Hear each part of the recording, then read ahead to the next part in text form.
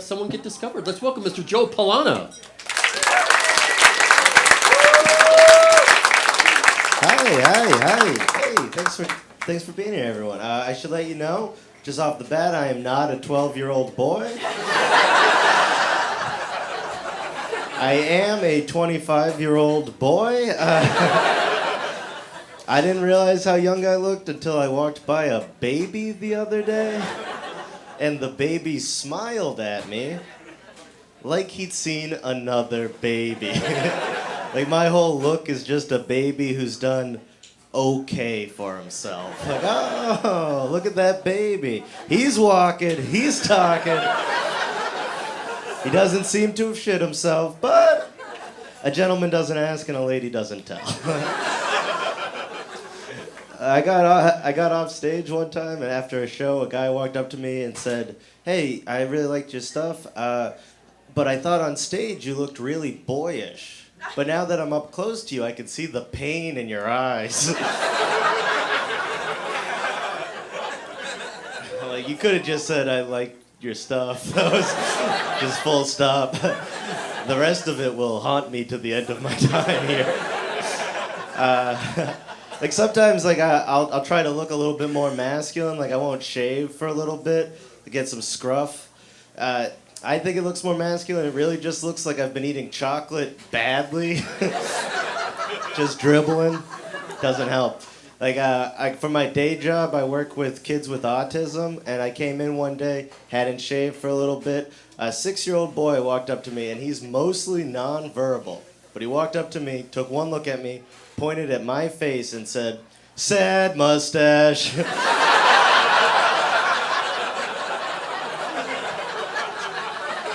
Yeah, I don't know if I was more proud of the communication or just devastated by the accuracy.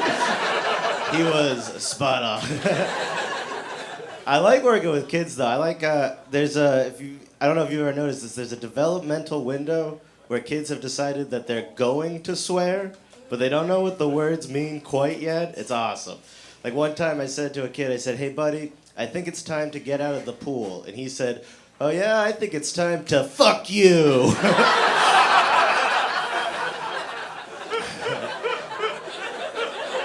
I had to be like, "I'd really prefer that you didn't." I had another kid, a chair fell down near him, didn't hit him, but it surprised him, and he went, "I'm surrounded by asses and fools." I always wanted to have that, like, Shakespearean confidence. And then this last kid, it wasn't a swear, but it did feel targeted. He took a shit right in front of a toilet while locking eyes with me the whole time. Then when it was over, he said, "Look what you made me do." I think if you're old enough to have that much hate in your heart, you can shit in the bowl. That is an adult level of disdain for another human being.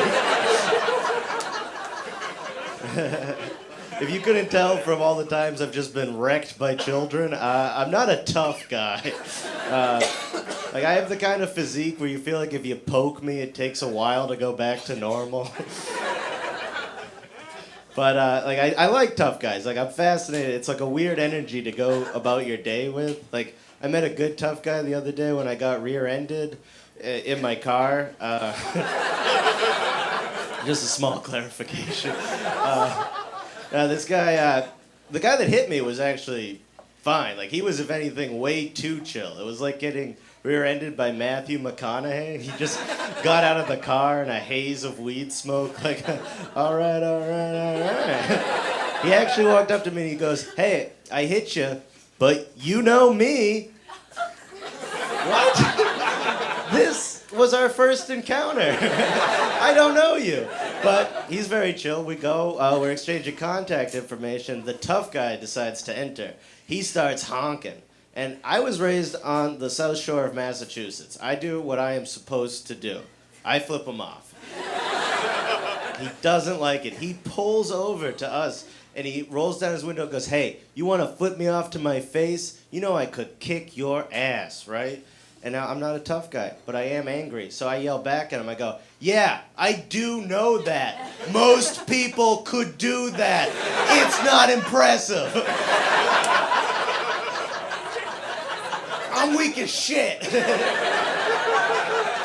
He's not expecting that. He doesn't know. He's like, well, as long as you know.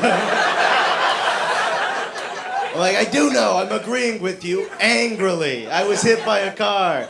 He's like, I didn't know that, because he can't back down now. But then the guy that hit me, he walked over, he goes, nah, man, it's true. I hit him with my car. Well, that's going right on the insurance document. That's great.